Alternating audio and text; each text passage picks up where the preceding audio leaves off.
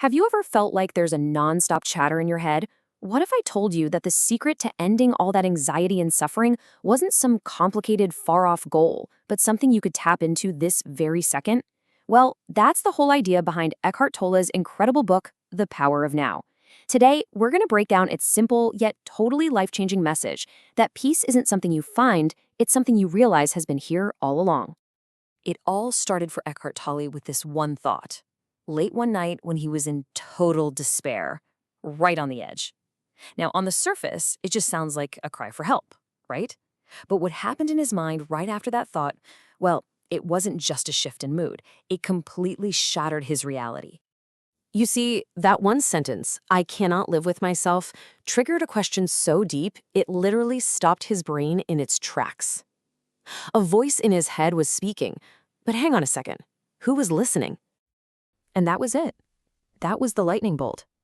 In that moment, he saw this bizarre split. He realized that the I, the one who was aware of the thought, and the self that he couldn't stand anymore, were two totally different things. One was the quiet observer, just watching. And the other, well, that was the source of all the noise and all the suffering. He gave that noisy, unhappy self a name, the thinker. You know the one I'm talking about. It's that constant, involuntary narrator in your head, the one that's always commenting, judging, worrying, and complaining. For most of us, that voice is running the entire show 24/7, and we don't even realize it's the hidden root of our unhappiness. And this, right here, is the absolute core of the problem Tolle points out. Our mind is supposed to be this amazing tool, right? But for most of us, it's basically staged a coup. It's not our tool anymore. It's become our master. Think about it like this. A hammer is a fantastic tool. You use it to hang a picture, and then you put it down. That's how the mind is supposed to work. But what most of us do is we never put the hammer down. We carry it around with us all day, just hitting ourselves over the head with it. We've become so completely identified with that inner voice that we think we are the voice. We never, ever give ourselves a break. And the scale of this problem is, well, it's just staggering. Toll estimates that for the average person, a whopping 80 to 90% of their thinking isn't just repetitive and useless, it's actively damaging. Just imagine that for a second. It's like having a massive energy leak, constantly draining you. So, all of this non-stop, compulsive thinking, it isn't harmless. It actually builds something. Tolle calls it the ego. Think of it as a kind of phantom self. It feels so real, but it's not who you really are.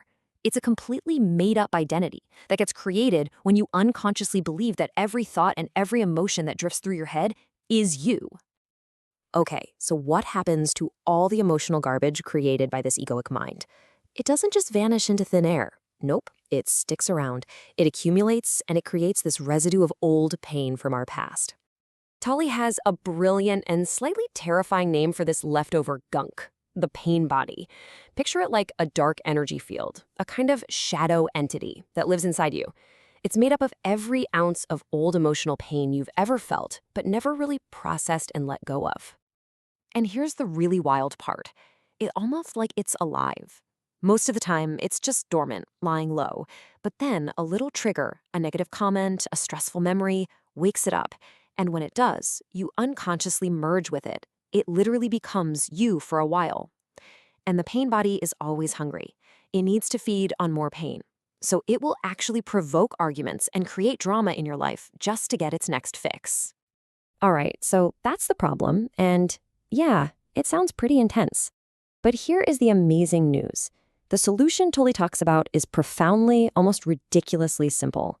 There's an off button, and every single one of us can access it. Right here, right now. The whole key is to become the watcher. You just start listening to that voice in your head, but not as you. You listen to it like you're an impartial witness, like you're just observing it. You don't judge it, you don't fight it, you just notice it. And in that moment of pure observation, you have a huge realization. There's the voice, and here I am, listening to it. That awareness, that witnessing presence, that's the real you. And that's where your freedom begins. So let me ask you this. What do you think happens to a thought's power when you just neutrally observe it? It vanishes. Seriously, the moment you witness it from that place of presence, you cut off its fuel. You're no longer feeding it with your belief and your energy, and it just fizzles out. Every single time you do this, you create a little space, a little gap in that constant stream of mental noise. Toll calls this a state of no mind. And inside that gap, that's where you find it. A deep, profound sense of stillness and peace. This isn't about being spaced out. It's the total opposite. It's being hyper alert, fully present, but finally free from the chatter. And the best part is you don't need a special cushion or a silent retreat to do this. You can practice this literally anytime, anywhere. When you're washing your hands, don't think about your to-do list. Just feel the warm water, smell the soap. When you're walking up the stairs, feel each step. You just turn these mundane, routine activities into little moments of presence. That's the whole practice right there. So what is enlightenment then? In this context, it's not some crazy superhuman state. It's just coming home. It's returning to your natural state of being present and connected. The Buddha put it perfectly. He called it the end of suffering, the end of all the unnecessary pain that we create for ourselves with our own minds. And that right there is the biggest takeaway of all. Freedom isn't something you're going to find in the future, and it's not something you'll figure out by analyzing the past. Your mind can't solve this puzzle. The key to your liberation is found only in one place, the present moment. That simple, profound act of just being aware, right here, right now. That's what unlocks everything. The power isn't out there somewhere. It's already here. The only question is, can you feel it?